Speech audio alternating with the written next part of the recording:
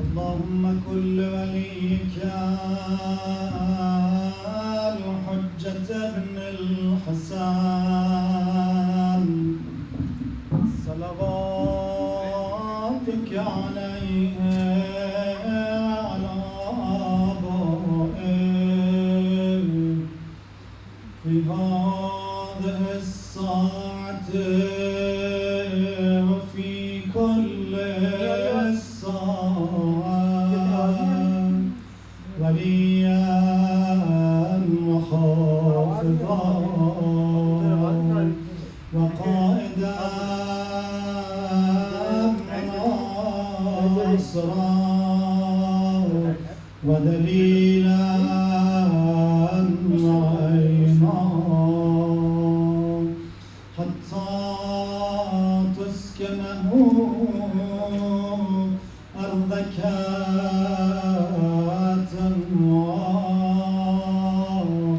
وتمتعه فيها طويلا. صلاة اللهم صل على محمد. أعوذ بالله من الشيطان الرجيم. بسم الله الرحمن الرحيم. الحمد لله الذي ليس لقضائه دافع ولا لعطائه مانع ولا كصنعه صنع صانع وهو الجواد الواسع فترى أجناس البدائع وأتقن بحكمته الصنائع لا تخفى عليه الطلائع ولا تضيع عنده الودائع جازي كل صانع رايش كل قانع مراحم كل ضارع ومنزل المنافع والكتاب الجامع بالنور الساطع وهو للدعوات السامع وللكربات الدافع وللدرجات الرافع وللجبابرة القامع فلا إله غيره ولا شيء يعدله وليس كمثله شيء وهو السميع البصير اللطيف الخبير وهو على كل شيء قدير. اللهم إني أرغب إليك وأشهد بالربوبية لك مقرا بأنك ربي وأن إليك مردي ابتدأتني بنعمتك قبل أن أكون شيئا مذكورا وخلقتني من تراب ثم أسكنتني الأصلاب آمنا لريب المنون واختلاف الدهور والسنين فلم أزال ضاعنا من صلب إلى رحم في تقادم من الأيام الماضية والقرون الخالية لم تخرجني لرأفتك بي ولطفك لي وإحصانك إلي في دولة أئمة الكفر الذين نقضوا عهدك وكذبوا رسلك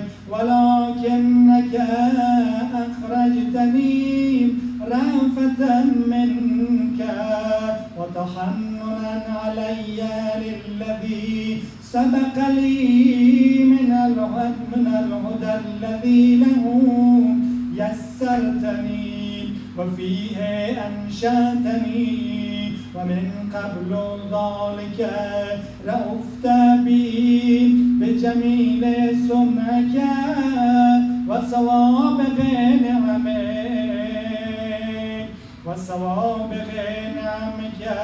فابتدأت خلقي من مني يمنى وأسكنتني في الظلمات ثلاث بين لحم ودم وجلد لم تشهدني خلقي ولم تجعل إلي شيئا من أمري ثم أخرجتني للذي سبق لي من الهدى إلى الدنيا طاما سويا واحفظتني في المهد طفلا صبيا ورزقتني من الغذاء لبنا مريا وعطفت علي قلوب الخواطر وكفلتني الأمهات الرواحم وكلأتني من طوارق الجنان وسلمتني من زيارة والنقصان فتعاليت يا رحيم يا رحمن حتى إذا استهللت ناطقا بالكلام أتممت علي سوابغ الإنعام وربيتني زائدا في كل يوم حتى إذا اكتملت فترتي واعتدلت مرتي وأوجبت علي حجتك بأن ألهمتني معرفتك وروعتني بعجائب حكمتك وأيقظتني لما ذرأت في سمائك وأرضك من بدائع خلقك ونبهتني لشكرك وذكرك وأوجبت علي طاعتك وعبادتك وفهمتني ما جاءت برسلك ويسرت لي تقبل مرضاتك ومننت علي في جميع ذلك بعونك ولطفك ثم إذ خلقتني من خير الثرى لم ترد لي يا إلهي نعمة دون أخرى ورزقتني من أنواع المعاش وصنوف الرياش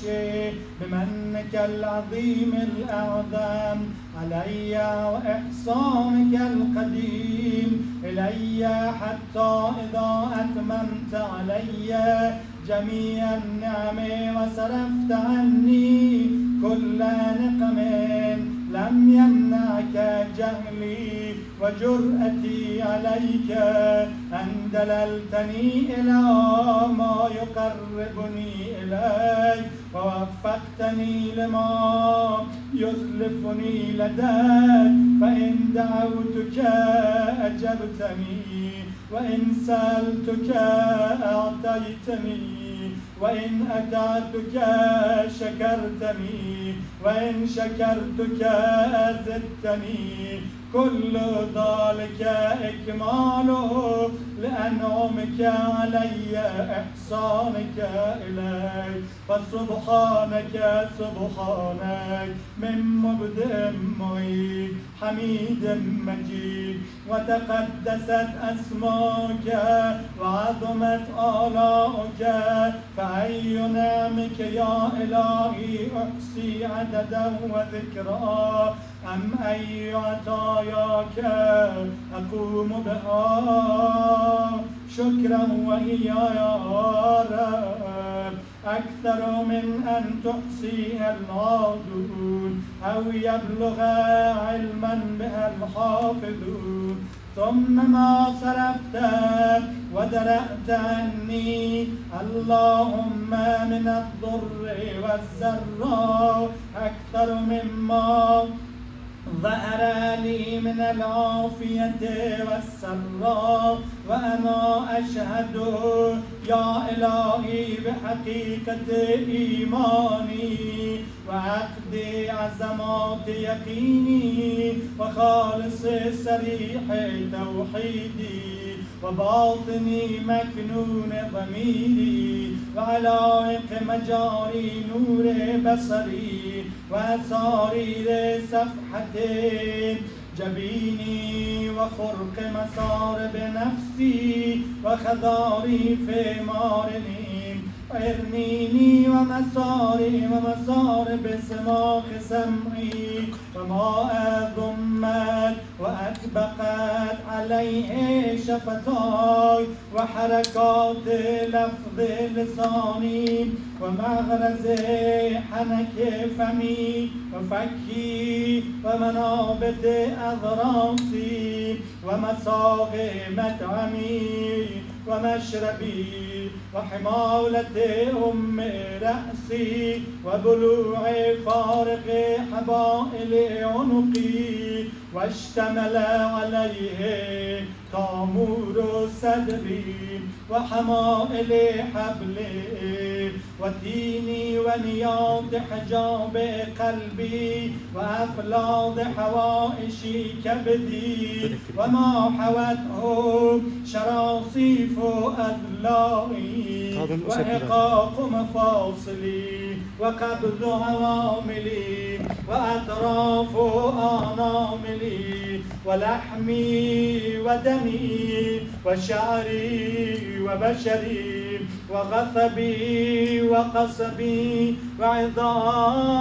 وعظامي ومخي وعروقي وجميع جوارحي من تسج على ذلك أيام رضاي وما أقلت قلت الأرض مني ونومي ويقظتي وسكوني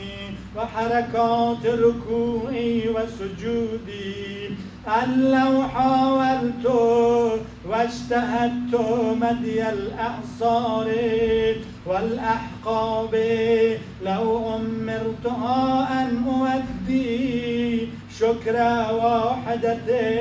من أنعمك ما استطعت ذلك إلا بمنك الموجب علي به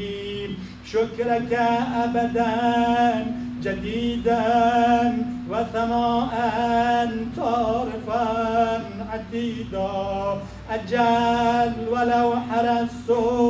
أنا والعبدون من أنامك أن نحصي مدائن نامك صالفه وآنفه ما حسرناه عددا ولا أحصيناه أمدا هيهات أن ذلك وأنت المخبر في كتابك الناطق والنبأ الصادق وإن تعدوا نعمة الله لا تحصوها وإن تعدوا نعمة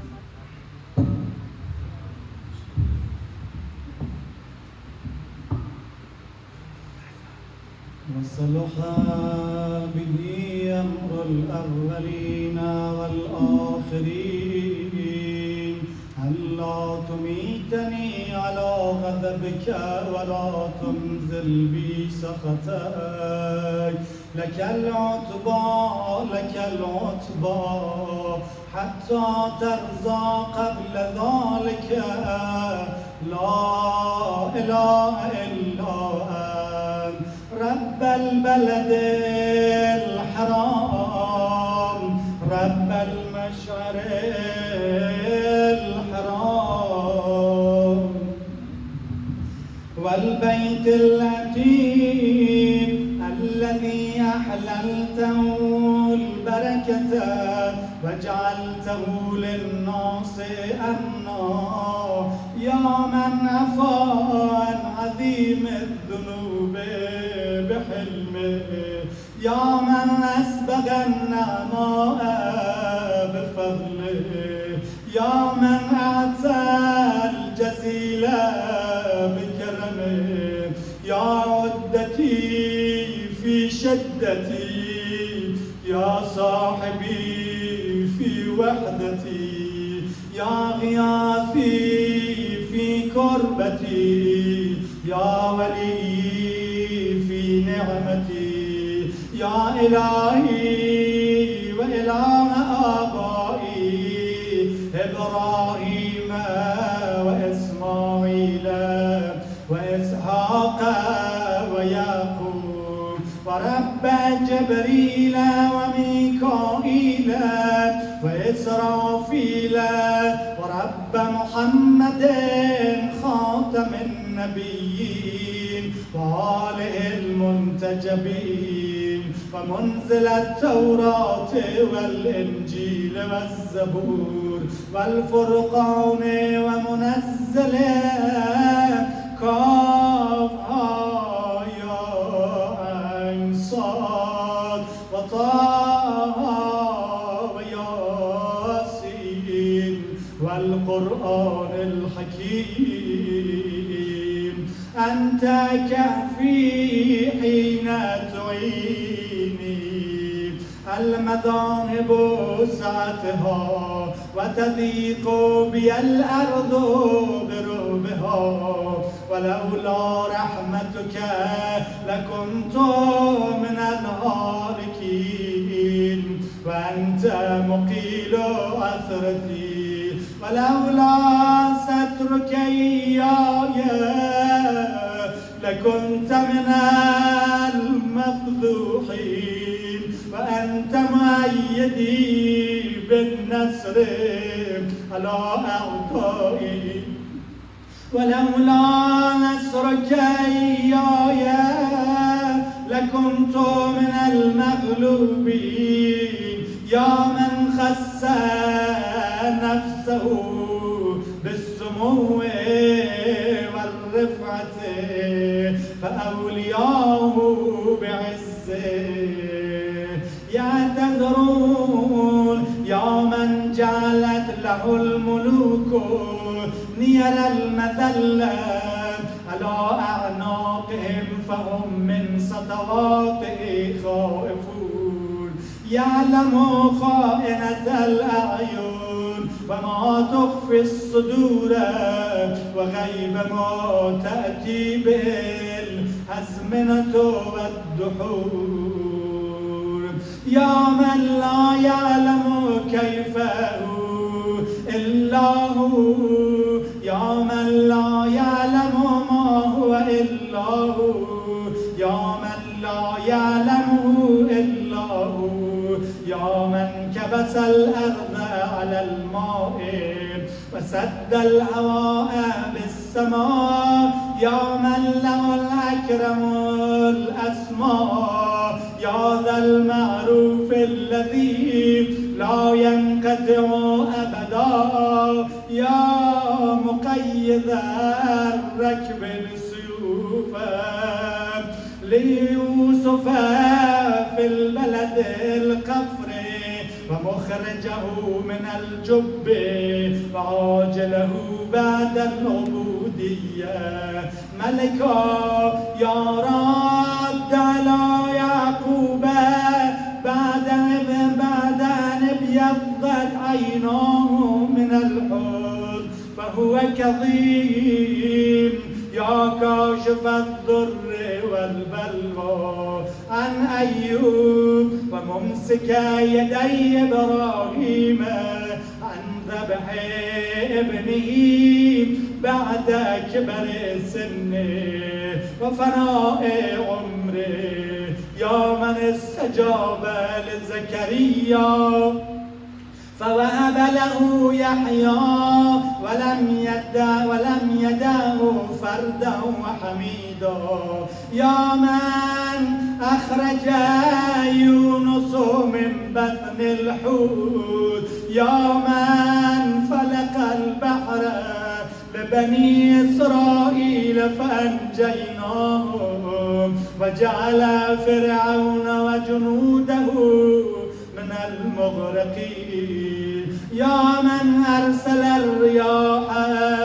مبشرات بين يدي الرحمة، يا من لم يجعل على من عصاه من خلقه، يا من استنقذت سحرته من بعد طول سجوده، وقد غدوت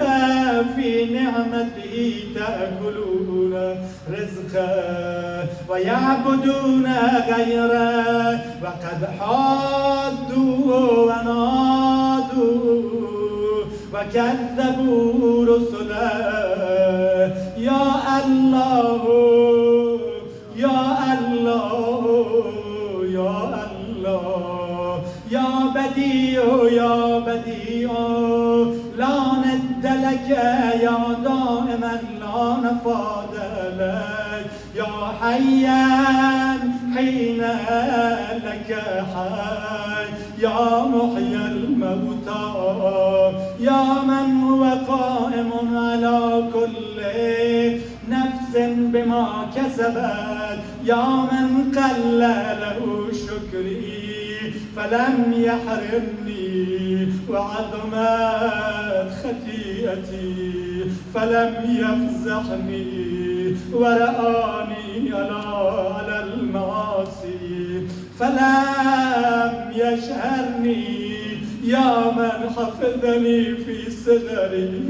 يا من رزقني في كبري، يا من أياديه عندي لا تحصى ونعمه لا تجازى، يا من عارضني بالخير والإحسان وعارضته بالإساءة والعصيان، يا من هداني للإيمان من قبل أن أعرف شكر الامتنان، يا من دعوته مريضا فشفاني، وعريانا فكساني، وجائعا فأشبعني، وعطشانا فأروني، وذليلا فعزني، وجاهلا فعرفني، ووحيدا فكثرني، وغائبا فردني، ومقلا فأغناني، ومنتصرا فنصرني، وغنيا فلم يسلبني، وأمسكت عن جميع ذلك فابتداني، فلك الحمد والشكر، يا من أقال عثرتي ونفس كربتي، وأجاب دعوتي، وستر عورتي، وغفر ذنوبي، وبلغ تربتي، ونصرني على عدوي، وإن عد نعمتك نعمك ومننك وكرائما منحك لا أحصيها، يا مولاي أنت الذي مننت، أنت الذي أنعمت، أنت الذي أحسنت، أنت الذي أجملت، أنت الذي أفضلت، أنت الذي أكملت، أنت الذي رزقت، أنت الذي وفقت، أنت الذي أعطيت، أنت الذي أغنيت، أنت الذي أغنيت، أنت الذي آويت، أنت الذي كفيت، أنت الذي هديت، أنت الذي عصمت، أنت الذي سترت، أنت الذي غفرت، أنت الذي غفرت، أنت الذي يقلت، أنت الذي مكنت، أنت الذي أعززت، أنت الذي أعنت، أنت الذي عذبت، أنت الذي أيدت، أنت الذي نصرت، أنت الذي شفيت، أنت الذي عافيت، أنت الذي أكرمت، تباركت وتعاليت، فلك الحمد دائما ولك شكرا واصبا أبدا. ثم أنا يا إله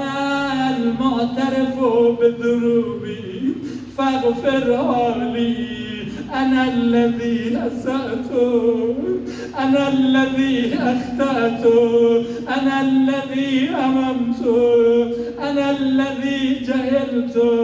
أنا الذي غفلت، أنا الذي سهوت، أنا الذي اعتمدت، أنا الذي تعمدت، أنا الذي وعدت، أنا الذي أخلفت، وأنا الذي نكثت، أنا الذي أقررت، أنا الذي اعترفت بنعمتك علي وعندي، وأبوء بذنوبي فاغفرها لي. يا من لا تضره ذنوب عباده، وهو الغني عن طاعته، والموفق من عمل صالحا منهم بمعونته ورحمته. فلك الحمد يا إلهي وسيدي. إلهي أمرتني فعصيتك، ونهيتني فارتكبت نهيك، فأصبحت لا براءة لي فاعتذر، ولا ذا قوة فانتصر. فبأي شيء أقبلك يا مولاي؟ أبسمعي أم ببصري أم بلساني أم بيدي أم برجلي؟ أليس كل نعمك، أليس كل نعمك عندي؟ وبكل عصيتك يا مولاي. فلك الحجة والسبيل علي، يا من سترني من الآباء والأمهات أن يزجروني، ومن العشائر والإخوان أن يعبروني، ومن السلاطين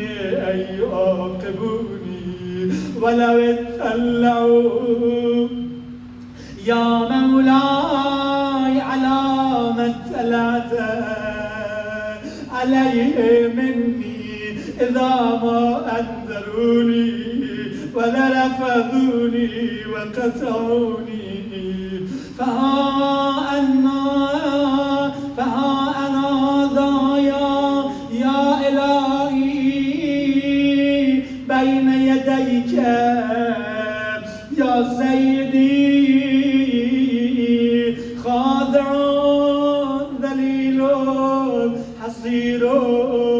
حقير، لا ذو براءة فاعتذر، ولا ذو قوة فانتصر، ولا حجة فاحتجى بها، ولا قائل لم أجترئ ولم أعمل صواب، وما عصى جهوده. ولو جهدت يا مولاي ينفعني كيف وأنا ذلك، وجوارحي كلها شاهد. شاهد علي بما قد علمت، وعلمت يقينا غير ذي شك أنك سائلي من عظائم الأمور، وأنك الحكم العدل الذي لا تجوز وعدلك مهلكي، ومن كل عدلك مهربي، فإن تعذبني يا إلهي فبذنوبي بعد حجتك، فبذنوبي بعد حجتك علي، وإن تعفو عني بحلمك وجودك وكرمك، لا إله إلا أنت سبحانك إني كنت من الظالمين، لا إله إلا أنت إني كنت من الظالمين، لا إله إلا أنت إني كنت من المستغفرين، لا إله إلا أنت سبحانك إني كنت من الموحدين، لا إله إلا أنت سبحانك إني كنت من الخائفين، لا إله إلا أنت سبحانك إني كنت من الوجلين، لا إله إلا أنت سبحانك إني كنت من الراجين، لا إله إلا أنت سبحانك إني كنت من الراغبين، لا إله إلا أنت سبحانك إني كنت من المهللين، لا إله إلا أنت سبحانك إني كنت من السائلين، لا إله إلا أنت إني كنت من المسبحين، لا إله إلا أنت إني كنت من المكبرين، لا إله إلا أنت سبحانك ربي ورب آبائي الأولين، اللهم هذا سمائي عليك ممجدا، وإخلاصي لذكرك موحدا، وإقراري بآلائك مؤددا، وإن كنت مقرا إني لم أحصها لكثرتها وسبوقها وتظاهرها وتقامدها إلى حادث ما لم تزل تتعهدني به منذ خلقتني، وبراءة من الأول العمر من الأغنياء من الفقر، وكشف الضر وتسبيب اليسر ودفع العسر وتفريج الكرب والعافية في البدن والسلامة في الدين، ولو رفدني على قدر ذكر نعمتك جميع العالم. اللهم أقبلنا في هذا الوقت المنجحين مفصلحين مبرورين غانمين، ولا تجعلنا من القانتين، ولا تخلنا من رحمتك ولا تحرمنا ما لا نؤمله من فضلك ولا تجعلنا من رحمتك مرحومين ولا لفضل ما نؤمله من عطائك قانتين ولا تردنا خائبين ولا من بابك مطرودين يا أجود الأجودين ويا أكرم الأكرمين إليك اقبلنا موقلين ولبيتك الحرام آمنين قاصدين فعنا على مناسكنا واكمل لنا حجنا واعف عنا وعافنا فقد مددنا إليك أيدينا فهي بذلة اعتراف موسومة اللهم فاتنا في هذه العشية ما أرسل ما سألناك واكفنا ما استكفيناك فلا كافي لنا سواك ولا رب لنا غيرك نافذ فينا حكمك محيط بنا علمك عدل فينا قضاءك اقضي لنا خيرا واجعلنا من أهل الخير اللهم أوجب لنا بجودك العظيم الأجر وكريم الذوق ودوام اليسر واغفر لنا ذنوبنا أجمعين ولا تهلكنا مع الهالكين ولا تصرف عنا رأفتك ورحمتك يا أرحم الراحمين اللهم اجعلنا في هذا الوقت ممن سالك فآتيت وشكرك فزدت وثاب إليك فقبلت وتنصل إليك من ذنوبه كلها فغفرتها له يا ذا الجلال والإكرام اللهم ونقينا ونقنا وسددنا واقبل تضرعنا يا خير من سئل ويا أرحم من استرحم يا من لا يخفى عليه إغماض الجفون ولا لحظ العيون ولا ما استقر في المكنون ولا من توت عليه مضمرات القلوب ألا كل ذلك قد أحصاه علمك ووسعه حلمك سبحانك وتعاليت عما يقول الظالمون علوا كبيرا تسبح لك سماوات السبع والأرض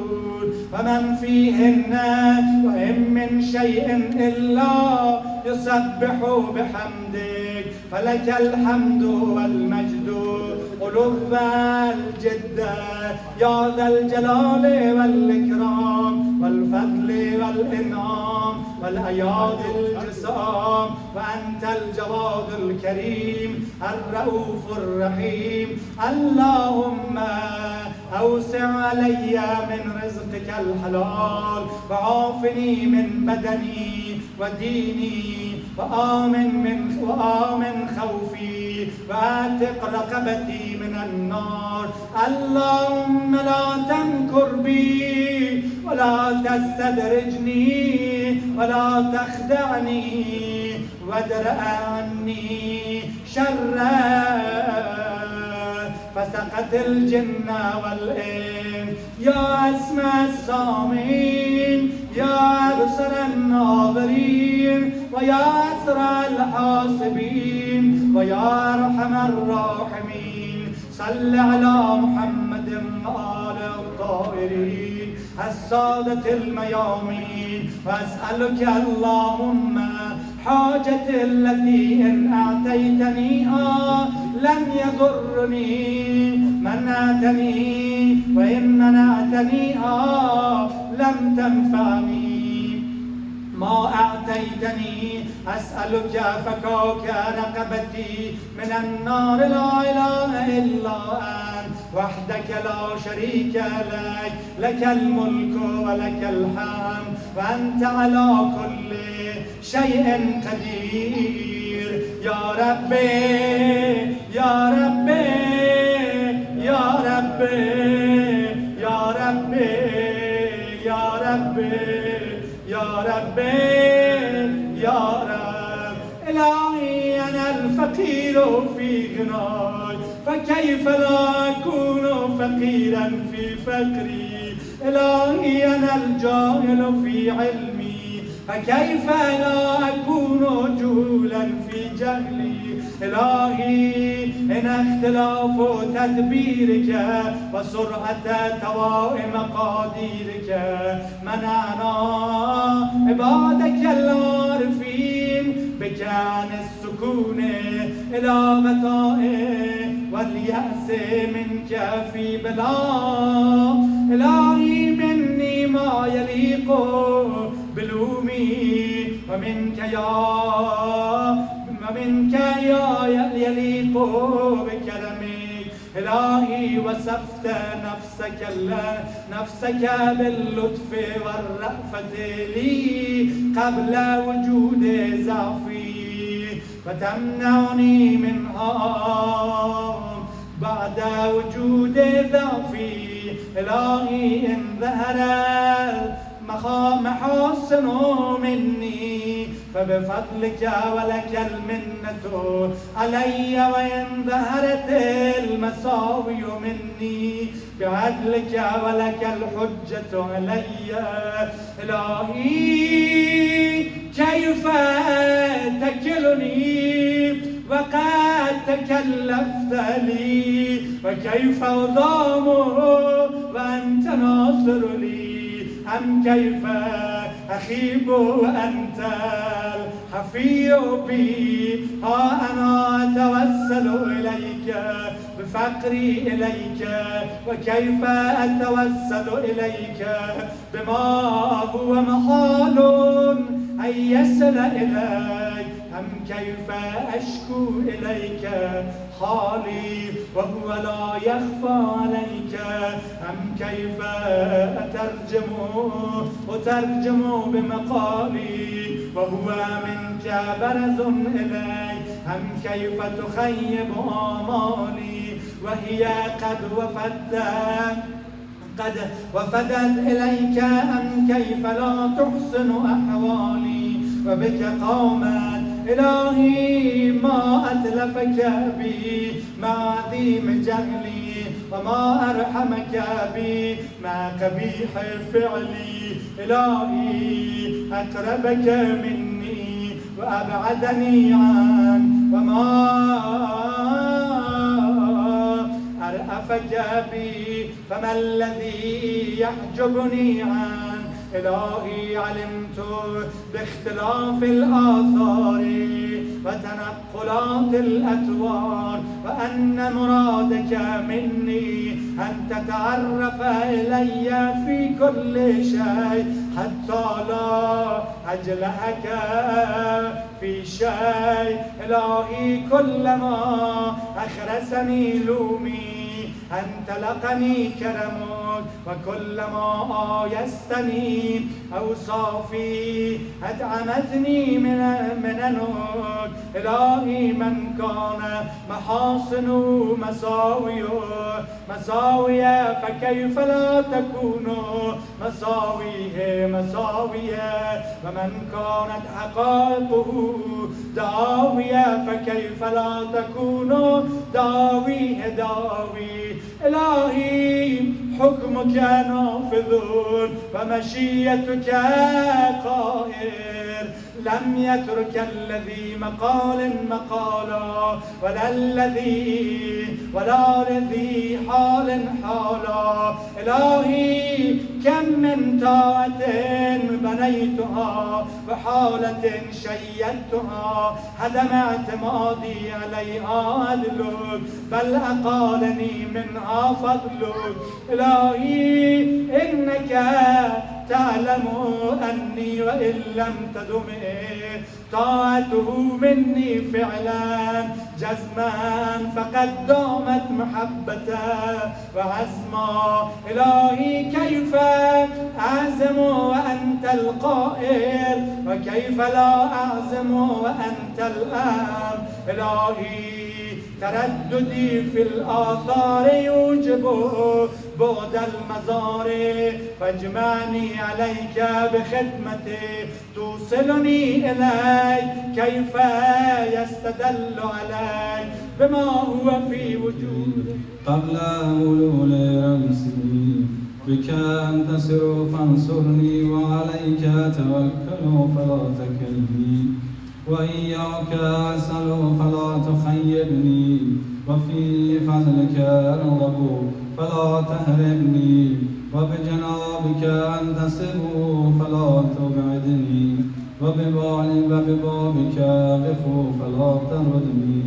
تطردني. إلهي تقدس رضاك أن يكون له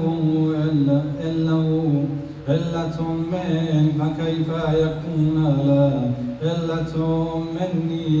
إلهي أنت الغني بذاتك أن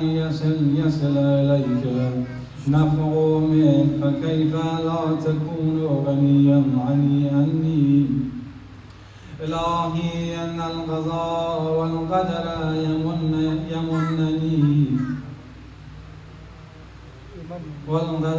يمنني وإن الهوى بوثائق شهوتي يسرني. فكن أنت النصير لي حتى تنصرني وتبصرني وأغنني بفضلك حتى أستغني بك عن طلبي. أنت الذي أشرقت الأنوار في قلوب أوليائك حتى عرفوك ووحدوك. وأنت الذي أزلت الأغيار عن قلوب أحبائك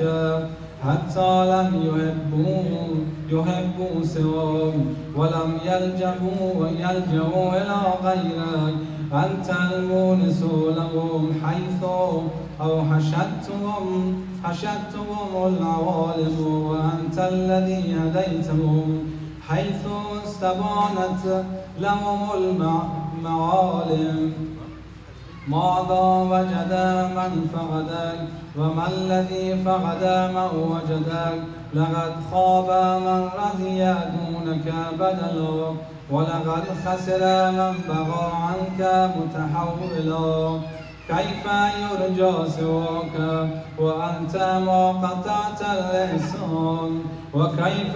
يطلب من غيرك وأنت ما بدلت عادة امتنان. يا من لذاق أحباءه حلاوة المؤانسة فقاموا بين يديه متملقين.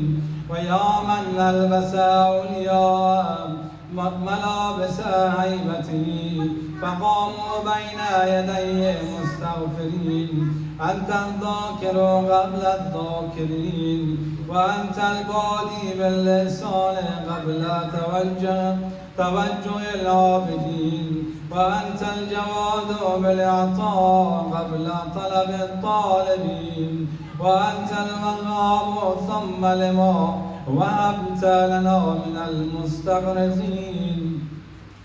إلهي اطلبني برحمتك حتى أصل إليك واجذبني بمنك حتى أقبل عليك. إلهي إن رجائي لا ينقطع عنك وإن عصيتك كما أن خوفي لا يزايلني وإن أطعتك فقد دفعتني العوالم إليك وقد وقعني علمي بكرمك علي إلهي كيف أخيب وأنت أملي أم كيف أوان وعليك متكلي إلهي كيف أستعز وفي الذلة أركضتني أم كيف لا أستعز وإليك نسبتني إلهي كيف لا أفتقر وأنت الذي في الفقراء أغبتني أم كيف أفتقر وأنت الذي بجودك أغنيتني وأنت الذي لا إله غيرك تعرفت لكل شيء فما وجهك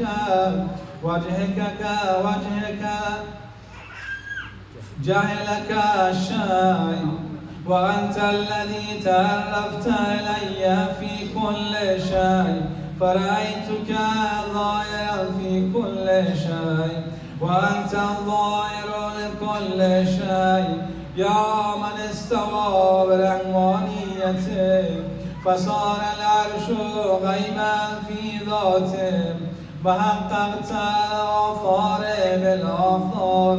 ومحوت الأعيار بمحيطات أفلاك الأنوار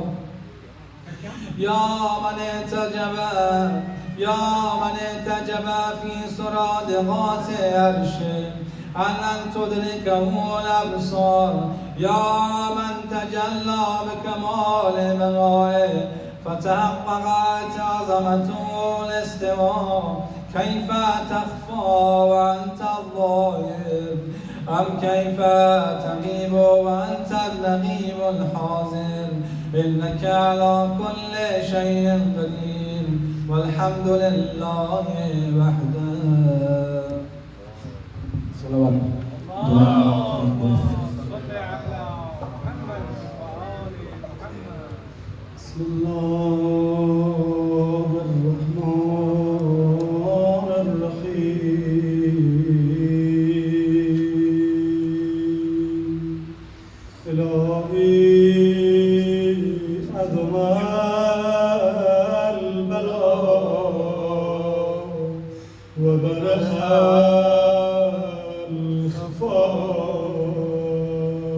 وانكشف الغطاء وانقطع الرجاء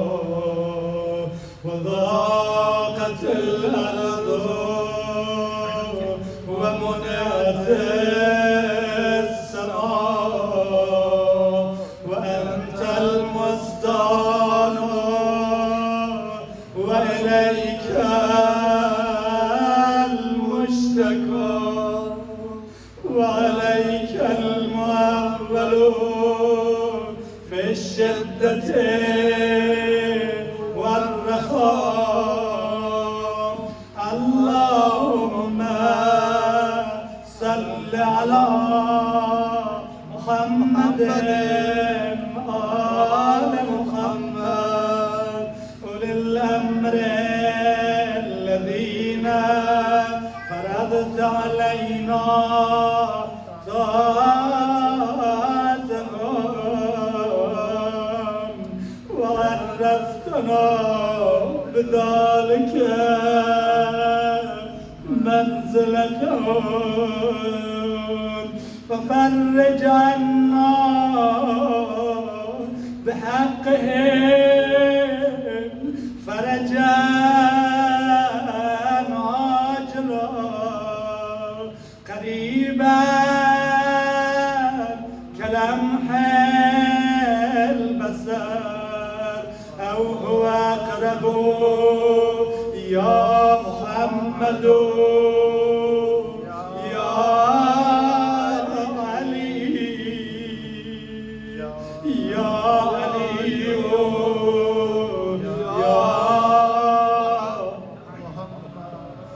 يا محمد يا